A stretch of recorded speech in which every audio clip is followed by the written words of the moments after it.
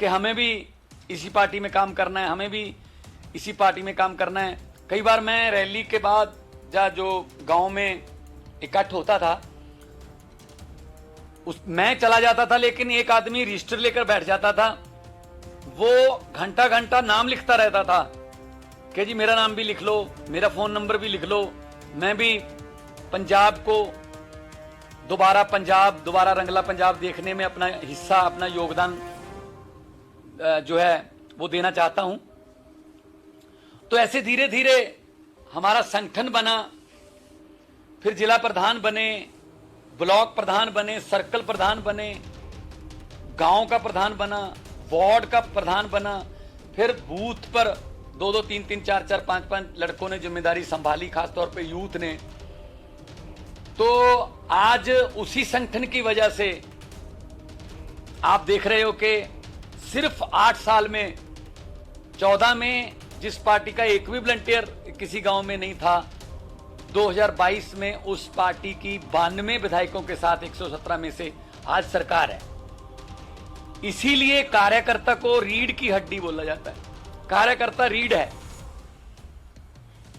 तो आज सभी कार्यकर्ता आए हैं, आप लोगों का योगदान इतिहास में लिखा जाएगा, सुनहरी अक्षरों में लिखा जाएगा कि आप लोगों ने हिमाचल के आने वाले चुनाव में जब आप मेहनत करोगे, जब आप जाओगे, कुछ दुश्वारियां भी आएंगी, मुश्किलें आएंगी, क्योंकि जो भी आदमी सिस्टम के खिलाफ बोलता है या सिस्टम को अच्छा करने की या सिस्टम को सुधारने की बात करता है, ये नेचुरल है, ये पक्की बात है कि जो उस सिस्टम से फायदा लेते हैं, जो उस सिस्टम के बेनिफिशियरी हैं, वो बाउंस बैक करते हैं। हमारे पंजाब में भी हुआ, किसी पे पर्चा कर दिया, किसी को बोल दिया तुमने आज जाना नहीं है, कहीं रैली करनी, बसें नहीं जाने देनी, ऐसा हुआ। लेकिन दरिया जो हैं वो अपना रास्ता खुद बनाते हैं, दरिया को रोका नहीं जा सकता। सो आप दरिया के रूप में आज आम आदमी पार्टी के समंदर में आ रहे हो, आप सबका स्वागत है, वेलकम है। और मेरे लिए हिमाचल जो है वो दूसरे घर की तरह है, क्योंकि मैं जब मैं कलाकार के तौर पे काम करता था, बहुत से शो, बहुत बार हिमाचल में बिलासपुर, मंडी, कुल्लू, शिमला, रिकांगपिओ बहुत बार हमने परफॉर्म किया। और कई बार मैं पूछता था हिंदी में बोलूं या पंजाबी में, तो ज्यादातर लोग कहते थे पंजाबी पंजाबी।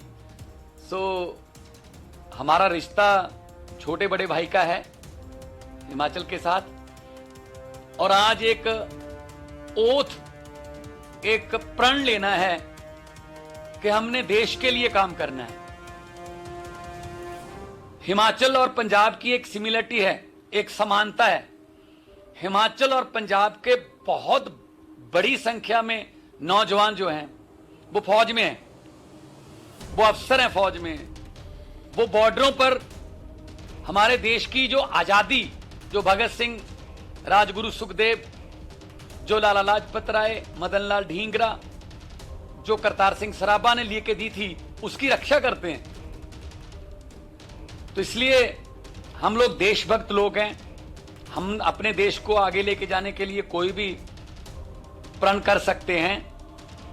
दिल्ली के बाद पंजाब, पंजाब के बाद अब हिमाचल, और मौसम थोड़ा ठीक हो जाए तो आपसे मिलना जुलना आसान भी हो जाएगा और मिलना जुलना ज्यादा भी हो जाएगा। तो जितने भी इस वक्त कार्यकर्ता सुन रहे हैं स्क्रीन पर, हम लोग आम लोग हैं, हम लोग किसी पॉलिटिकल फैमिली से हम नहीं आए, किसी का बाप मंत्री नहीं था, किसी का ताया राज्यपाल नहीं था, किसी का चाचा किसी पार्टी में कोई बड़े पद पर नहीं था। हम आम लोग हैं। कोई वकील है, कोई कलाकार है, कोई पत्रकार है, कोई डॉक्टर है, अरविंद जी IRS ऑफिसर थे, इनकम टैक्स कमिश्नर थे। इनकम टैक्स के ऑफिस में कहा जाता है कि कर्मचारी भी अगर चाहें, सभी एक जैसे नहीं होते, तो वो एक दिन में नोटों की बोरी भर के लेके जा सकते हैं घर पे, लेकिन कमिश्नर लेवल पे तो बहुत ही बड़ी बात है। तो इन्होंने अपनी उस नौकरी को त्याग कर ये फैसला किया कि मैं देश के लिए लड़ूंगा। दुश्वारियां आई, 15-15 दिन, 20-20 दिन अनशन पे बैठे, उठा के ले गए, जेल गए, बहुत कुछ हुआ, लेकिन आज वो देश के सबसे क्रांतिकारी मुख्यमंत्रियों में उनका नाम आता है और पूरे देश की राजनीति को उन्होंने बदल के रख दिया। इन्होंने पहले ही कहा था, हम राजनीति करने नहीं, हम राजनीति बदलने आए हैं। पंजाब में, ये बात मेरी ध्यान से सुन लेना, 92 MLA हैं, उन 92 से 82 पहली बार MLA बने हैं और 26 साल के, 27 साल के, 28 साल के, 29, 30, 31, 32, 33, 35 साल तक 50 से ज्यादा हैं। इसका मतलब क्या है? यह काम सिर्फ आम आदमी पार्टी कर सकती है कि आम लोगों के बेटे बेटियों को विधानसभा की या लोकसभा की सीढ़ियां दिखा सकती है, वरना जो रवायती पार्टियां हैं उनमें तो बारी ही नहीं आती। वहां तो फैमिली कल्चर चल गया, बाप बेटा बहू भूआ मामा फुफ्फा, यही चलता है। हम लोग तो सिर्फ या तो लाठियां खाने के लिए या फिर नारे लगवाने के लिए रखे हुए हैं बस। आप वहां जाओ, पानी के कैनन के सामने तुम खड़े हो, मुर्दाबाद के नारे तुम लगाओ, जीतेंगे हम। तो आम आदमी पार्टी एक ऐसी पार्टी है जो आम लोगों को आगे लेकर आती है, उनमें मैं भी हूं। मैं एक टीचर का बेटा हूं, मेरे पिताजी साइंस मास्टर थे। मैंने नहीं सोचा था कि एक पार्टी बनेगी, मैं उसका मेंबर बनूंगा और फिर उसके बाद वो पार्टी मुझे इस ओहदे तक ले आएगी कि पंजाब को ठीक करने की जिम्मेदारी मेरी, जो 3.25 करोड़ लोगों ने, पंजाब के लोगों ने दी है। हम मिलके काम कर रहे हैं, हम छोटे बड़े भाई की तरह काम करते हैं।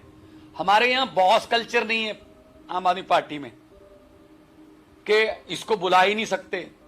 हमारे यहां ये नहीं है कि उम्र से चाहे 3 साल छोटा हो, उम्र से 30 साल छोटा हो, मैंने देखे हैं वहां पार्लियामेंट में, उम्र में 30 साल छोटा, लेकिन बुजुर्ग को पांव छूने पड़ रहे हैं क्योंकि उसके पास पावर है।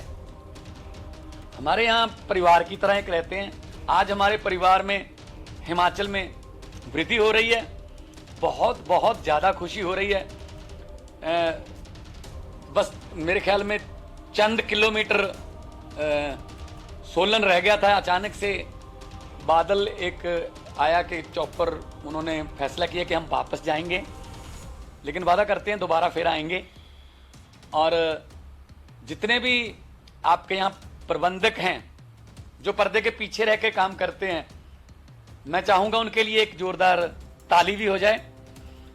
और क्योंकि आम आदमी पार्टी पूरे देश में फैल रही है, इसलिए बहुत सी दिक्कतें भी आएंगी, आपके यहां भी आएंगे, घर पे भी आएंगे। पोस्टर क्यों लगा रखा है, तुम उनकी रैली में मत जाओ, तुम कितने आदमी लेके जा रहे हो, ये छोटी मोटी बातें हैं, इनसे घबराने की जरूरत नहीं है। बस एक ही प्रण करना है। दुनिया में बड़े बड़े लोग आए, पैसे वाले आए, लेकिन खाली हाथ चले गए। लेकिन जो देश के लिए कुछ कर गए, उनका नाम है, उनको लोग याद करते हैं। अपने लिए हर के जीता है, देश के लिए जीतो, देश के लिए जियो तो बड़ी बात है। शहीद आजम भगत सिंह का एक शेर है कि इश्क करने का सबको पैदाइशी हक है, इश्क करने का सबको पैदाइशी हक है, क्यों ना इस बार वतन की सरजमी को महबूब बना लिया जाए। वो योद्धे जिन्होंने वतन की सरजमी को महबूब बनाया, उन्हीं को हम याद करते हैं। इसीलिए भगत सिंह 23 साल के थे जब उनकी शहीदी हुई। वो आने वाले 500 साल के बाद भी वो 23 साल की रहेंगे। तो जो शहीद हैं वो अमर होते हैं, वो कभी मरते नहीं हैं। लेकिन हम तो भगत सिंह के पांव के तिनके की धूल के तिनके के बराबर भी नहीं है। लेकिन अगर हम उनके दिखाए हुए रास्ते पर 0.01% भी चलें तो भी बहुत सुधार हो सकता है। मुझे उम्मीद है कि हिमाचल जो है, जो बिल्कुल साथ में पंजाब के पहाड़ियाँ शुरू हो जाती हैं यहाँ से पंचकूला से, तो मुझे उम्मीद है कि यही जाग जो है वो उधर भी मिलेगा। क्योंकि कहते हैं कि दही जितना मर्जी जमाना हो, जाग का तो एक चम्मच ही चाहिए होता है। दिल्ली से जाग लिया हमने, पंजाब में ईमानदारी का दही जमाया।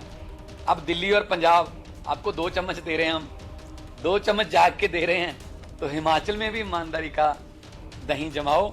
ये आपके बिना मुमकिन नहीं है। पब्लिक बड़ी है, लोकतंत्र में लोग बड़े होते हैं, नेता बड़े नहीं होते।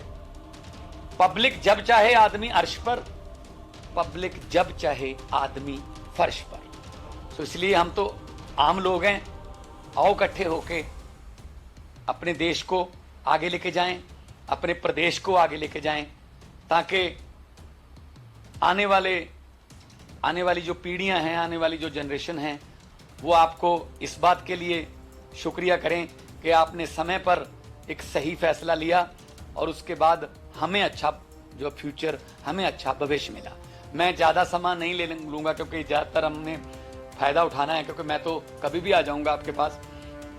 दिल्ली के मुख्यमंत्री अरविंद केजरीवाल जी से मैं निवेदन करूँगा कि वो आपके साथ विचार और आम आदमी पार्टी का एजेंडा, आने वाले दिनों की जो योजनाएं, वो आपके साथ साझा करें। श्री अरविंद केजरीवाल जी। थैंक यू भगवंत, आप सब लोगों